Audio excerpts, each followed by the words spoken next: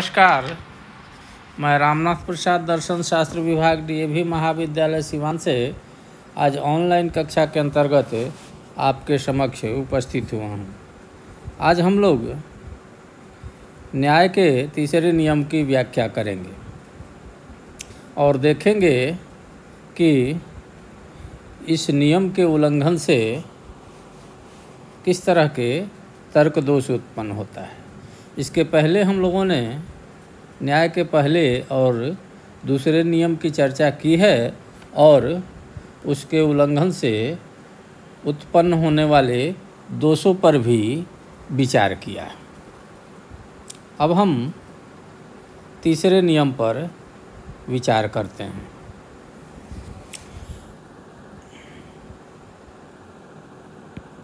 नियम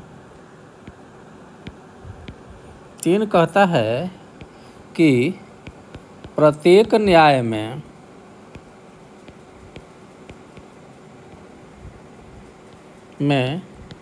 मध्यवर्ती पद को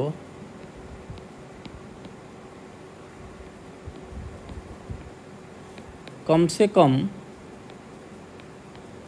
एक बार व्याप्त होना चाहिए।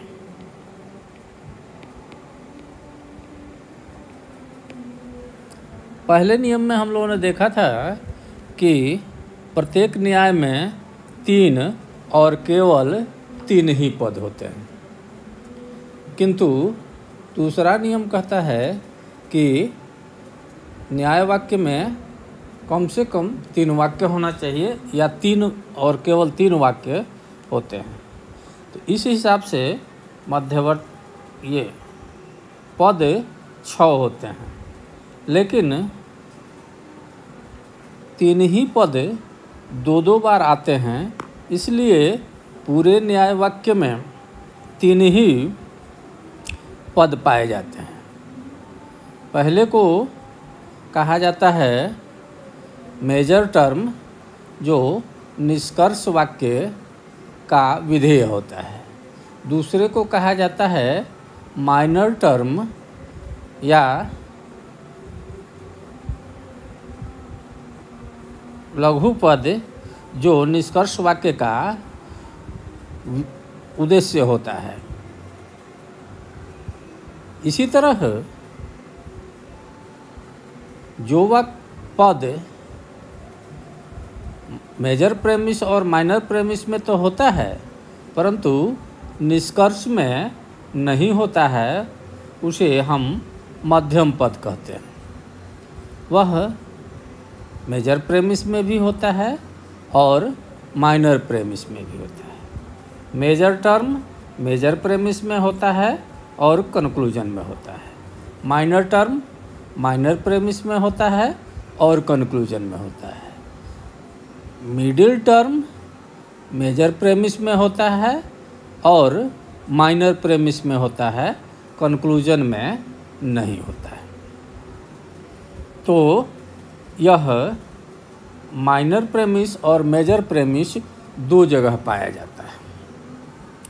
ऐसी स्थिति में उसे कम से कम एक जगह व्याप्त होना चाहिए, या तो वह मेजर प्रेमिस में डिस्ट्रीब्यूटेड हो, या मेजर प्रेमिस में व्याप्त हो, या माइनर प्रेमिस में व्याप्त हो। कहीं न कहीं एक जगह उसको व्याप्त होना चाहिए, एक जगह डिस्ट्रीब्यूटेड होना चाहिए। जैसे अगर हम जो प्रचलित उदाहरण देते हैं, all men are mortal, Ram is man, therefore Ram is mortal. तो हम यहाँ देखते हैं कि मिडिल टर्म जो मैन आता है वह ये वाक्य का उद्देश्य है, और माइनर प्रेमिस में ये वाक्य का विधेय है।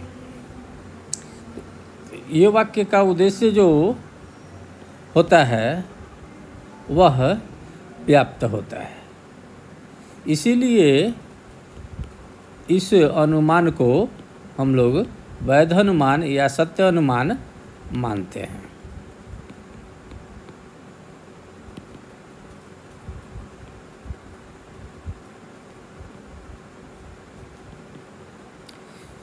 तो मिडिल टर्म यहाँ एक जगह व्याप्त है। हो सकता है कि दोनों जगह व्याप्त हो तो भी अनुमान सत्य माना जाएगा, परंतु दोनों में अगर कहीं भी व्याप्त नहीं है तो वैसी स्थिति में अनुमान व्याप्त सत्य नहीं माना जाता है। दोनों जगह व्याप्त का उदाहरण जैसे ऑल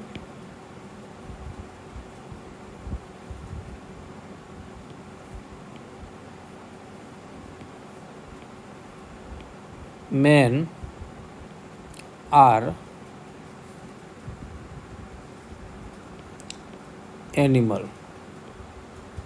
और all men are rational। तो इससे हम निष्कर्ष निकाल देते हैं all men are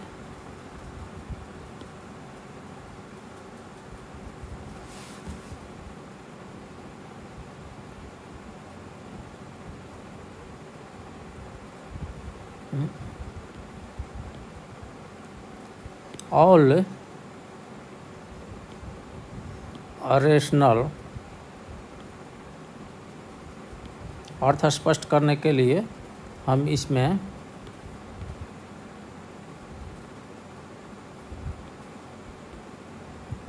बीइंग लगा देंगे, बीइंग्स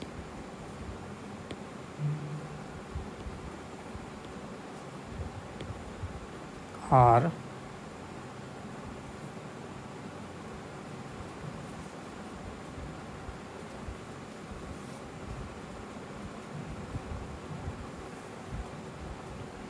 एनिमल्स।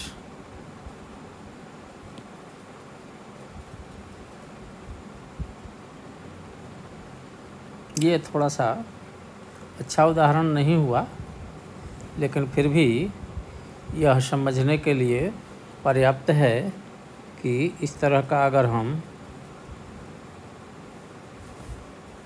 अनुमान करते हैं तो यह वैध अनुमान माना जा सकता है। अब हम अन्य उदाहरण देखते हैं।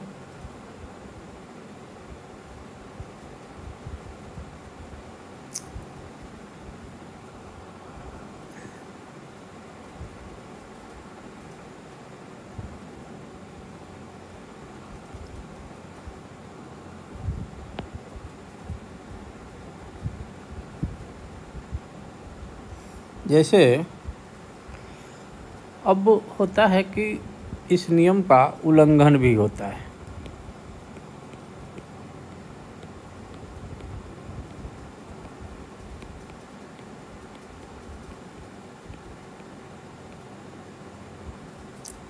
कि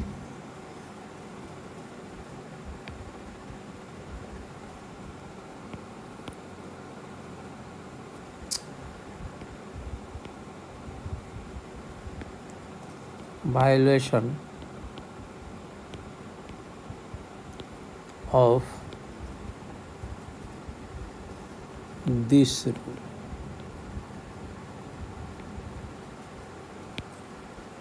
इस रूल का उल्लंघन कैसे होगा?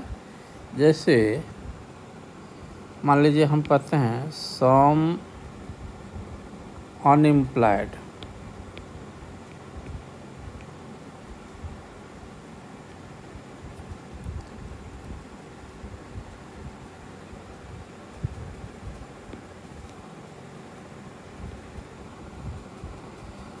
some unemployed implied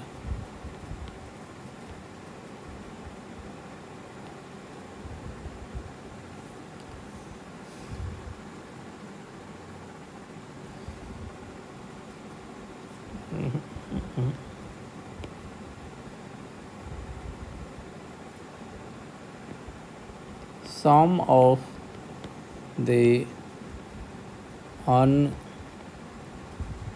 unimplied persons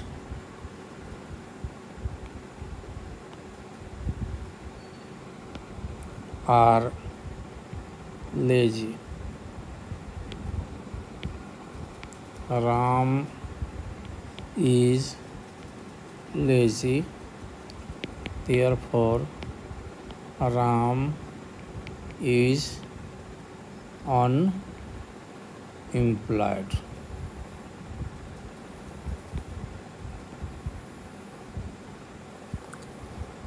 इससे हम देखते हैं कि मेजर प्रेमिस में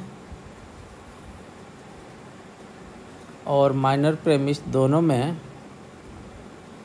ये वाक्य का प्रयोग किया गया है। एक में सिंगुलर प्रोपोजिशन है और एक में यूनिवर्सल जनरल प्रोपोजिशन है। तो ये वाक्य में विधेय व्याप्त होता है और यहाँ जो मिडिल टर्म लेजी प्रयोग हुआ है वह दोनों में विधेय की जगह पर है। टर्म्स के डिस्ट्रीब्यूशन के बारे में चर्चा करते हुए हम लोगों ने देखा था कि ये वाक्य में उद्देश्य व्याप्त होता है, विधेय अव्याप्त होता है। ई वाक्य में उद्देश्य और विधेय दोनों व्याप्त होते हैं।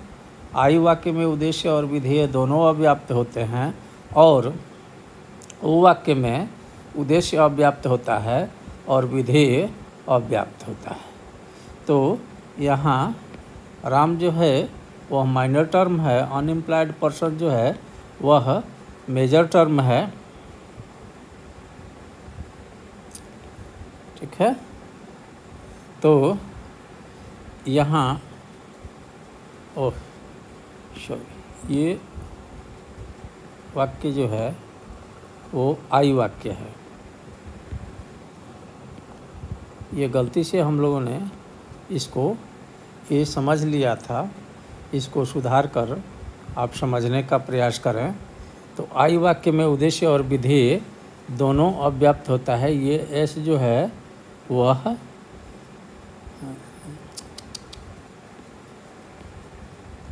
यह पी जो है वह अनडिस्ट्रीब्यूटेड है।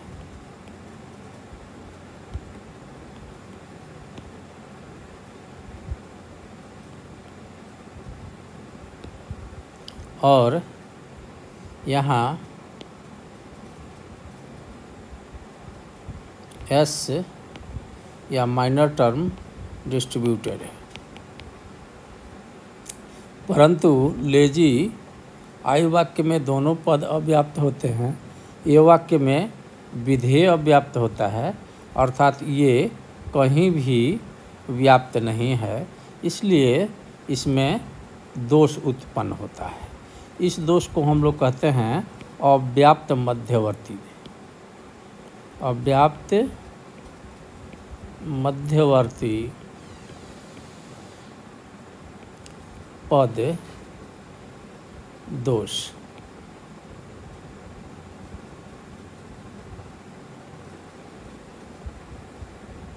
या fallacy of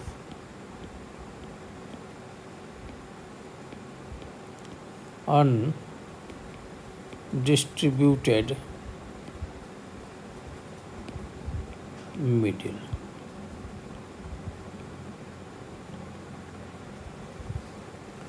अर्थात अब जैसा कि हम लोगों ने समझा कि तीसरे नियम के अनुसार मध्यम पद को एक बार अवश्य व्याप्त होना चाहिए और ऐसा अगर नहीं होता है तो उसे अव्याप्त मध्यवर्ती पद दोष होता है।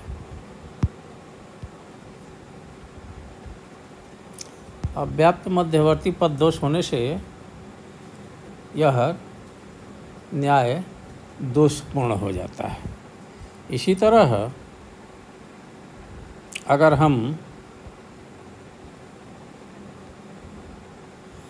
आगे बढ़ते हैं तो देखते हैं कि अन्य उदाहरण भी मिलेंगे जिनमें अगर मध्यम पद व्याप्त है तो वह न्याय सत्य न्याय होगा, वैध न्याय होगा, और मध्यम पद अगर एक जगह भी व्याप्त नहीं है तो वह न्याय दोषपूर्ण न्याय होगा। अगले वर्ग में हम लोग न्याय के चौथे नियम की चर्चा करेंगे। तब तक के लिए विदा।